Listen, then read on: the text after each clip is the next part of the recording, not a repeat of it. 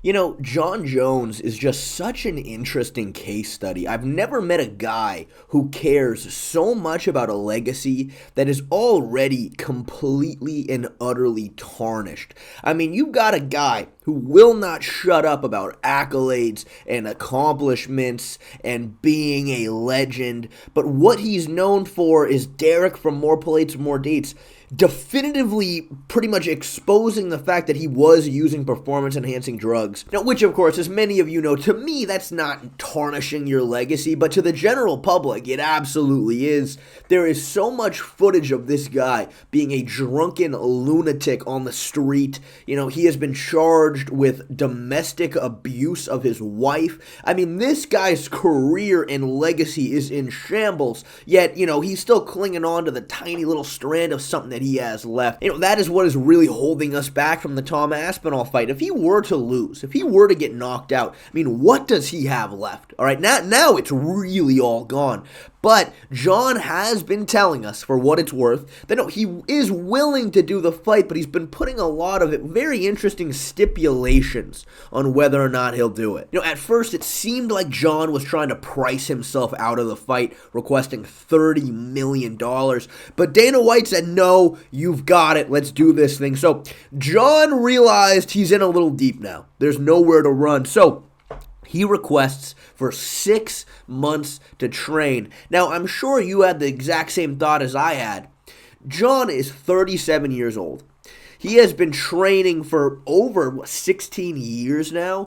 An extra 6 months to train, like, you are not building any new skills at that point. You know, you're just not. I mean, you know, somebody like Alex Pereira, who is still a lot newer in his MMA career, now he has new skills to learn and develop. But Jon Jones, I mean, apart from maybe tweaking certain things, sharpening some tools, Jon is not overhauling his game in 6 months. So what is he doing with that time? I mean, that's the big question. And to me, I mean, the answer is very, very clear. You see, look, I've discussed many times in the past by now that on paper, I do think you can make a very good game plan for how Jon should approach somebody with the skills of Tom Aspinall, and it would be akin to how he approached his second fight with Alexander Gustafsson. You know, at kicking range for the heavier weight classes, Jon is the absolute best. He stays on the outside, he keeps you at the end of his reach, he spams kicks, and every single time that you try to engage with him in the pocket, he'll immediately clinch or try to make you run into takedowns. From there, you know, in the clinch, he's absolutely deadly. His grappling is very high level, and it's a very good way to essentially just kind of mute the boxing style. You know, either be all the way on the outside where your opponent cannot reach you with their punches, or all the way on the inside. You know, either way, you're just avoiding your opponent's strengths. And of course, Jon would absolutely need this because his boxing tendencies, specifically when it comes to defense, is so fucking atrocious. It's the worst thing I've ever seen in my life. I mean, Jon's boxing defense is borderline Israel Adesanya levels, and that is how you know it's really, really poor. And look, it is not a lot to go off of by any means, but you just look at Tom Aspinall, how big and long his midsection is, how short his arms are. There is definitely areas to sneak kicks into right here. Volkov did land a couple of them, right? If Jon were to stay on the outside, just keep spamming kicks to the body, make Tom run into them as he's trying to blitz. I mean, you know, in theory, he could find a lot of success with this. But look, here's the thing, and I've said this before as well, even with all of this being said, I don't think it really matters. Because look, at the end of the day, Jon Jones competes at his best physically when he's about 230 pounds. Tom Aspinall competes his best at 260. Jon just is not a real heavyweight. I mean, that is the fact of the matter. Now, of course, a crucial aspect of Jon's game plan here against somebody like Aspinall is to take this fight to the ground, to try to limit all of the danger that will always be there on the feet no matter what. Here's the problem, though. When somebody a lot smaller than you shoots, you have so much more time to react and defend. They just cannot manipulate you nearly as quick as somebody your size. I mean, we saw this when Francis Ngannou fought Stipe Miocic the second time. Stipe gets in on this takedown, and this was actually a very well-timed shot. It wasn't like Ngannou saw this takedown coming from a mile away. No, Stipe ducked right underneath Ngannou's strike to get deep on the shot. Francis, it takes him about 6 solid seconds before he actually starts defending the takedown. But because Stipe was 234 and Ngannou was 260, he was just so much bigger, so much stronger. And again, Stipe just could not manipulate him nearly as quickly or as efficiently as he needed to.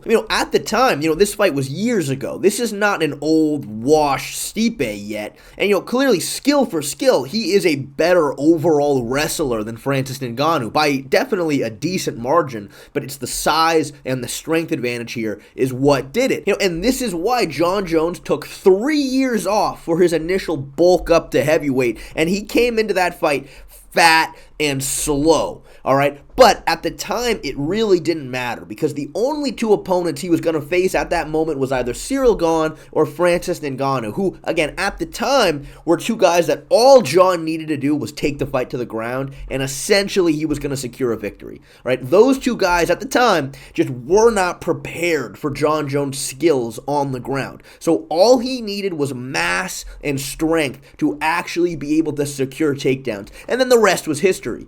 But against Tom Aspinall, that probably isn't going to be the case. I mean, look, it is a complete gray area.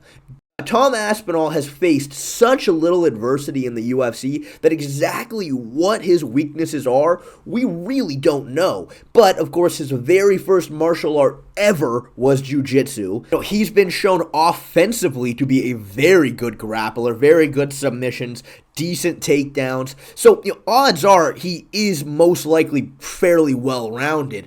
So, look, Jon Jones has a very tough situation ahead of him here. He needs to try to somewhat match Tom Aspinall's size and physicality. If not, his chin is going to be at a severe disadvantage. His strikes are not going to be nearly as effective. Just overall, he is giving up every single physical advantage to a guy that we don't exactly know where his weaknesses are. And that's a serious problem. So now we finally go back to Jon requesting 6 months to prepare. I'm sorry, most likely he's looking to hop on to a very serious cycle. According to ChatGPT here, both of Jon Jones' brothers have been caught and suspended for using PEDs, which makes sense. If you're an NFL player whose job it is to get into car accidents essentially every single day, crashing into people, you are going to be on PEDs. Jon Jones cannot be big and fat and slow. He needs to put on a serious amount of muscle with a minimal amount of body fat. He needs to be fast. He needs to be strong. And this is a very serious undertaking. These circumstances are, again, not the same as when he was initially bulking up for heavyweight way back when. But he has the resources, he has the money, he has the connections, clearly, to find the right people to put him on the right protocol to get where he needs to be. Because, again, he is fighting a guy in Tom Aspinall who has been the hammer in every single UFC fight he's ever had. He is ridiculously fast and athletic and quick. He's the best boxer at heavyweight. Jon's boxing defense, again, is horrible. So, clearly, I think we're expecting Jon Jones to take this 6-month break, start off looking like this, and then come into the fight looking like this, most likely, because I think that really is his only chance. Just to honestly give his chin a chance here. I mean, look, Tom Aspinall knocks out real heavyweights stiff with a single shot. We all know what happened when Max Holloway tried to move up 10 pounds on 3 weeks' notice, and he was getting rocked by every single shot Dustin landed on him. And we know how good of a chin Max is supposed to have. It's just that size and strength difference. And I think that, again, Jon Jones cannot give up every single physical advantage to Tom Aspinall, while at the same time still having so many gray areas in terms of Tom Aspinall's full skill set and weaknesses and cardio. I think that we are about to witness a Jon Jones on straight up fucking super soldier serum, because I don't think he's willing to take the risk for his legacy again, because he already barely has a fucking legacy. His legacy is hanging on by a thread, by a strand, and he's about to lose it all. He's about to have nothing else if he loses the Tom Aspinall, and I don't think he's willing to let that happen, and that is why I think we are about to see Jon Jones blasting Tren, blasting Anavar, blasting fucking Rocket Fuel. Frankly, I'm kind of excited to see it. I think this 6-month gap will be interesting to see how he transforms.